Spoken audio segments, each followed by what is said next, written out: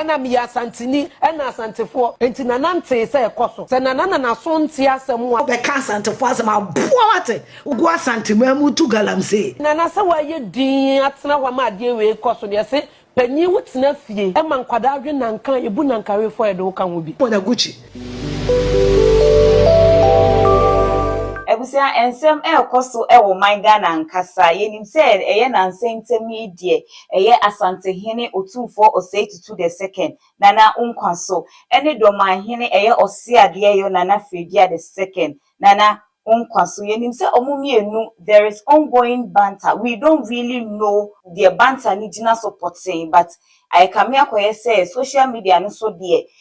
akoye nsem bebre wo honom na enam so ema se siade social media for no omo social media no so no obi apese o kire se me ya santini me ye domani me firi ha me akoye se obi apese o praise ne hene na face obi e kire se ne tribe anaye na eno nam so akotwetwe nsem bebre e de aba omanyimu. Let's talk GH rumors. So, and any first time I will pop into my video, I make sure say over subscribe it at your mommy. No, I click it on notification bell on this so that the way I'm uploading new video via inside everything I can. I will say, and that's sorry, be a trend the pa a giddy pa social media and so now a BB the Jew show so I am Munaguchi. I'm Munaguchi and a hosty. Show no ewo onya TV eho ana ya abaya bi a ono yesi wo ye media person osanso kwa ye MC or ye one of the panelists omo etna show ni so ni din ene Afia Pokuaa na no akoyi ne ka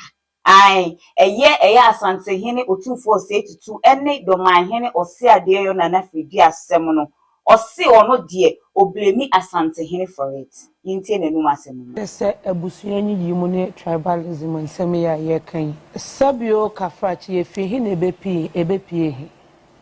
asantefo ya ma na ye se other tribes na kawa Ghana na sabiye nye nipa because some of them because some of the Santis so no very they don't engage in those kano sa because adie we start ye mo na nyene sa almost start ye cry mu bia ye nyi afi ne ye nyi a ye sua ne ade no ye te ho nsem a che ye ni chieftaincy ministry wo krom ha National Peace Council for ni krom ha aso sa banta yi sha ase na me ya santini na masante sem ye de etata nipa esi wo mo kon ho no eye ne edien no mo pese wo mo ye fa ho sabi o me ye kwa onu ne nkyere se bia menye nipa sa wo yo yigoni sa wo ye kroboni enkyere se wo nye nipa me papa kwa me adofo wo hunam na wo huna beka se wo ye aka ni tribes ni nyina bi oka gonja oka kusa so oka hauza oka twi oka agbe bibia bi ukopie US okwa manone na wo hu se wo nua nam ho ye ntro mo ne ho so ye bunu ni edie benko a na wo se ade o ya ye ne bone ne se sa so samo wo ntokwa bi ko a enti mo nwie wo man na mo wo mu no one chieftaincy ministry for see you hold you accountable for this because ntokwa na wo ho ache yemfo ye ni nkire boko esoro ho ne yenkohwe ntokwa eda ho etimi ba na the whole nation asoma military for akogu ho the curfew agu ho obi anko baabi because of nipa mi onupe eno kra na ye one region ye nim say ye busua we ne di ade keke eno timi de ntokwa ba ye hu se de ebeso ano me second onipa me de ade we emfomso ne bebo no sabe e asentehene nana mani nsan asem we start ye course wache enti nana nte se ekoso se nana na so nte asem wa sabio kafrache nana manimu a nana ni nkrofo ma so wo fom ye ni krom ha no mo so kwase ade odika kasati ya wo mo nti o mo twen na se wo asantemamu ye ni ha na nipa bebre kasa ye se ma o mo nkwa asante ahimfie ye twa o masuni ade ye ni krom ha chema wuntumi na nsanya okokasa ye se wa kasati ya se ni se ye ni krom ha no mo fra na twi na nim enti nye ekoso nana so na wo fom no mo nte ya na yentwen mo obi nwu ansa ne yakase onye ye frɛ ne yate ho dialogue yi ni se yenkosi nkonwa adan ena mi ya santini ena asantefo me bra kwadwo kan asem ye ni kroma na Otumfuor be ka so o pesika de siesie konfa noche Sabi o kafra che konfa no che ya media. Enyo o man dia. Say am pass asante etimi ma $3 million every month. I didn't know mo nkoye o ma de. Okofa ba ye nim nkrofo mo wo krom akro mo nya asante fo mo di sika koma papa no. Ye nim mo a wo mo businesses wo asante ma mo di sika koma papa no. Eno ye hwan dia. Enya asante. Asante godu ye tu wo krom anyina nya asante na free ba. Akonta hwan sa bauxite yi company ye wa asante ma mu ya o mo say chema wontumi di enya asante. Na sabi o kafra che ni nyina kasika ni asante awo betimi dia ye bibi enso mo oba ese ye mo no ama no ahye bedwam the whole parliament discuss koye we have businessmen of mo krom ho mo discuss koye ye ni ana ne niam be ka port ama graphics mu say ai na na niam be ka ho wo so wontimi nyi so ya asante so wo sika adenti ne wanyi enti na na se wa ye din atena ho ma ade we koso ne se panyi wutena fie Emma nkwada adwe nankan ebu nankawe fo edo ka ho bi na menka so na wa ma o kwan ama o yesa wo na senka ya manwo ne ye ya MPP NDC na kasa na enkoyi na befre se me pese me ni ase mesi kasa na asi se ne ase ayi da bon ne ho afo wo ntokwa na ntiansi mu bi enya kufu adonkwa na solve sa issue na wo no no se no ka ho bi Afia dia na awe ne na aso nyant ana me bi sase na so enyo no ankasa ni mu o na so de America no sabi omo teach ni mama mre bete mase wo hine bia wa so wo fom okay wo hine bia wa so wo fom yete na Otumfuor ye ni mama ayi wo kwasie ni mama ode ni mama ko ban mu company fie no wo bode rosi memo wo bia mpia bonte sabi o kafra che kraman a o wasanti mama mpia bonten Tefra wanamo form one namo democrat mpia bonte emwa yi woja kokroma mpia bonte because Otumfuor kasa wo mote enti Otumfuor ni aso ebra wo kosie ni maame na brafo nam krompanyifo nam kroma wo mo kire se we nam abonten Otumfuor wo ni aso wo fom na waso se de bibi koso a wote no sa nete na Ghana fo nyina nso ya ka ho bi amanyofo nso ka ho because yama akoya se sebio mpreduasa apart from Otumfuor no hine bia ni krom ha biem amanyani bia sori a no ko Otumfuor ho no ko Otumfuor ho no ko Otumfuor mani nsa Ghana man panyin ordinary kire from mantem wo hine eti wo commande ne se won sori ansi ba akwansi mienu odu Otumfuor ho no boni mu ase enti wo pa kire se wo mo maka wa kire ne se bo mu nya nipa asante nya Ghana ho asante enya Ghana Sia said ye Afia Pokuaa se no ono de odi blame ni nyina e de ma Otumfuor te kokoso o se nana osa kan ya bube nyina e de kan ho se panya otena fie e ma nkurare na nka no ye bu na nkarefo asebi oka ho na ese abaye okasa ya nkasa na oka sansem we nyina wie na ebi mu se adenti na baba betena so na ahemfu mienu asem aba na wo betai ba ko achi no ababe kasa e de tia ba ko nti e no nam so ma ye Afia Schwarzenegger ono de se ya nim so se oyote kokoso nana eti already asem ba ono asem no kwa mo ni di kwa no ajama no na wasakobo eye Otumfuor di ene waji asem na man ho ankasa na di Yan first kafo wa Ghana yan cross percentages do say na asante for yan cross celebrities wa Ghana yan cross percentages do say na asante for o dry bear kwasiafo ayarefo agimifo kurasefo ma be gina ho aboate we asantini a kene ne se mo na guchi woni nam ka chan kwafo se o boy ne prof daddy no o boy ne prof daddy won asantini o TV so a ne banam park so samye de ensa woni twe asantini ba bi entimi nyasa asantefo ne awe ya ha asantefo ma wo mo na guchi ya ha asantefo ma wo hu chesi boache hu said them hear me man hu said them agba hear me man we are typical example of Ashanti women no one said we are obano or saw park so near the ensa woni twe aha o tribe no o tribe no what was asantini baby yes yet a tem my name we have so many things we have so many things who what kurasini abakai wo basa wo to wo cancer nkese na wo basa wo park so ye yensa wo ne twa ne amena aduane abo dwan jimifo kwasia wo ka no wasesa no o ka no wasesa be gina ha ena otimfua ena oyeye ena nkrofua odi tiosi wo bitirim Otumfuor or renovate confanoche no akone ho. Such a stupid statement. Or renovate confanoche no akone ho. No akone. What is Otumfuor ne card that confanoche? Ah? Why is a parachute to Monaguchi? Why is a parachute Erlande? Why also Otumfuor ne case confanoche on? Ne case ho. Kwasiaba. Kwasiafo mienu was aneba. Nkwasiafo mienu because ba ko nim answer enko be training wo ma me aboa no enko de commercial break mra na TV3 what dey nwan ne go sa TV3 one e nwan it's a radio station of idiots, stupid people, scalawags. Ena etwe eboku ho enkwasiafo adwesuo wo pe baabi ankwasiafo wa TV3 multimedia ehwo ne nkwasiafo esori kwa adwuma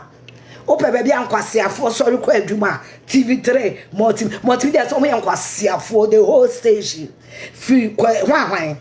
ona no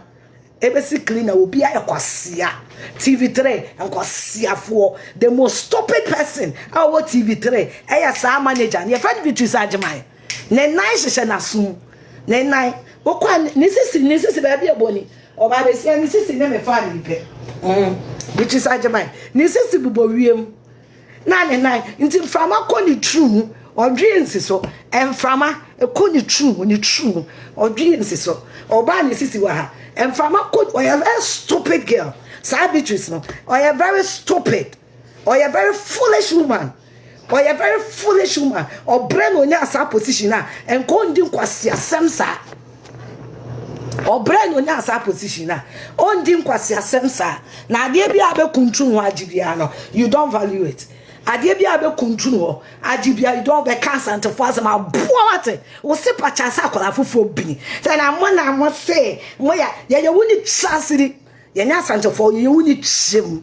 eno na ye nya santofo ye o ma bi tsim kankan no eno ne ye aboa tutufoɔ ma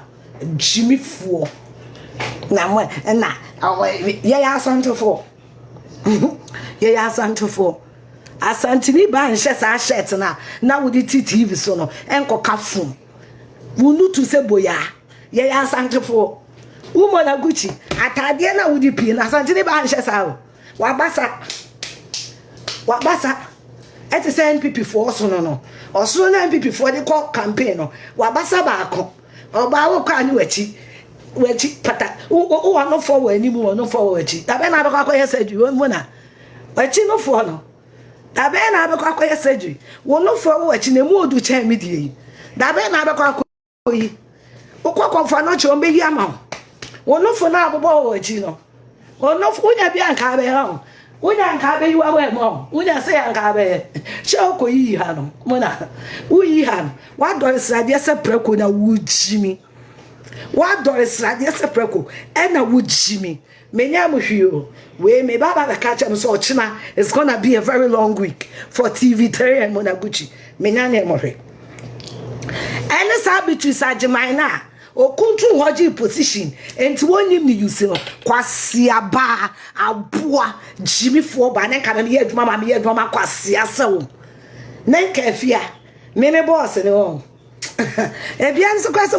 munisika that's to start with munisika me meeting say yeah say obey program na program no oh yeah what TV so ni afa ni radio so ma me twe aboa Beatrice okwasia me ohwamia me obi a me meeting abaduma mu atwa aka mene wanum ho no ehona na me ni na watwi aboa kwasia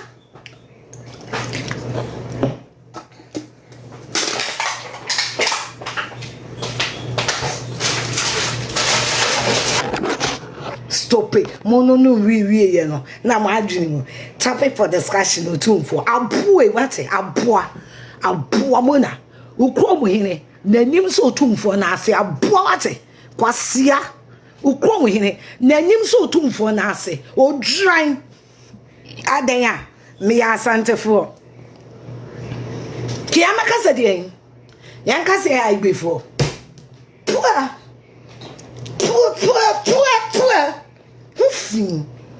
Uffing water. Now, dear Chia, now we ask. Oh, money and you're crying. We are the money on the land. Was ya kwana before a gua santimemu to galamse. Kwana before a gua santimemu to galamse. Kwana before say ye can carry flat. O kan abo Otumfuor mutua tax man. Otumfuor mutua tax man. Mutu abama Otumfuor ye dwama Ghana for. Wona kwasia education would have saved all of you from the stupid problem you are about to be in. Otumfuor Otia and I just saw because me was 7 accounts. And to TikTok where do my hair. Me was 7 different, in fact, maybe I call live with 2 different accounts. One James say I'm on trainer. Snai on said Johnny Bravo be Jimmy. When I go to many one what a boy. Well, many one. When I gift bitches one I know. Also so many no such a stupid woman. Yes. Live number 2. Yeah, when you have money, do what you want. I am live here too. I am live too. So that I'm waiting. Me was 7 TikTok accounts. To share more money. Because this week is gonna be a very long week for you. It's gonna be a very long week for you. Jantra from you know. Jantra 2 from you know. It's gonna be a very long week for you. Monaguchi, me who fin. Many your funeral na woman in a room. Your funeral woman Monaguchi way a poor baby. Ebusia eye backlash na ekọ so no na edo so eno nam so social media no so no amanfo kire o madwen efa ge on nsem no ho eye user baako ani din any highly selassie or same. I don't understand you people. If they are doing asantisem, you too can do achemsem, ewesem and the likes. What's tribalism about this? LOL asempe ni na je so do chema mususu ubetumi e de wusu kro anase wo tribe enso so abusti wo. Another user or same, she's just talking nonsense and making inciting other tribes against Asantis on national television. There are some of the things that brought war in Rwanda. Whilst Otumfuor is trying everything possible to bring peace and unity among us, you people are on national television making unhealthy and inflammatory comments and bringing divisions among us. So you can't tolerate people because they feel proud about who they are and where they come from. That's all what Chema has to say. As a year Otumfuor say to all try say obebua ne manfo no eye nkofo ya afeso so ebi mu ye proud of who they are and also pese we ye bia ubetimi e de abusti of baby a free na ebusia ensem we nyina ekoso na lady na nkasa no eye Afia Pokuaa no o hwe backlash na no ye dema no the santi onu ada sore ye no say ade amaye di asemedi nkolasem kakra enti muhwe screen ni so amubehu say ye statement bi da so an eye Afia Pokuaa ni statement a wo de aba no okopie mo ni Instagram page a o de abeto a o kire say eye nsem a o ka ede fa o te kokoso no ho no entweye enti no osere eye asantehene Otumfuor say tutu enye onu nko a one asanteman nyina osere say mumfa nche no nanano ene fomiye aha let's talk GH rumors. So and then the first time I pop it into my video make sure say obe subscribe e dia amami madani de nyina mu follow me no medama senyame onhia mo me din ene na na apia santo a any update bi aba me de beba abesom.